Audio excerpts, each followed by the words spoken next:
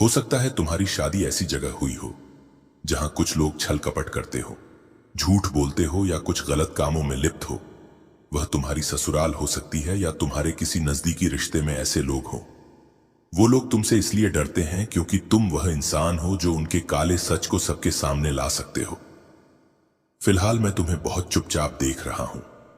तुम बहुत शांत हो, जैसे अकेले में कुछ सोच रहे हो। इस चुप्पी की वजह से भी वह लोग परेशान हैं। उन्हें लगता है कि तुम कुछ ना कुछ तो कर रहे हो, लेकिन सच तो यह है कि तुम्हारा ध्यान अभी इस सब पर नहीं है। तुम सिर्फ अपने आप में मस्त हो, अपनी दुनिया में।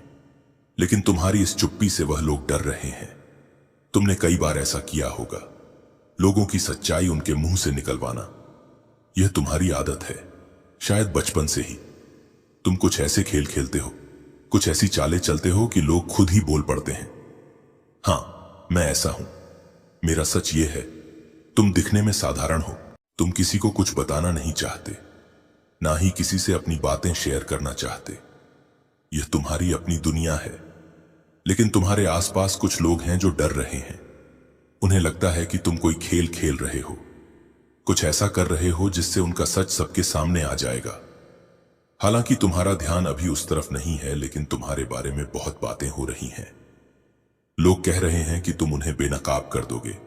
उनकी सारी गलत हरकतें, उनकी चोरियां, सब कुछ तुम सबके सामने ला दोगे, क्योंकि उन्होंने कुछ ऐसा किया है जो अब छुप नहीं सकता।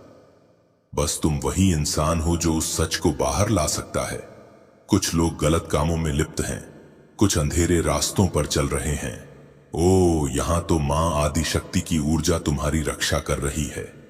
इन्होंने किसी को तुम्हारी तस्वीरें, तुम्हारी जन्म कुंडली या तुम्हारे बारे में कुछ गोपनीय जानकारी दी है। यह किसी बाबा या गुरु के पास गए थे, जिन्होंने तुम्हारे बारे में सुनते ही हाथ जोड़ लिए और कहा, नहीं, हम इसके बारे में कुछ नहीं बोल सकते, यह हमसे बहुत ऊपर है।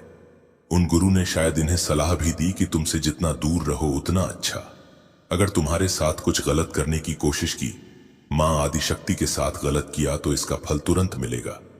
होगा कि बाद में शायद तुम खुद को भी माफ ना कर सको।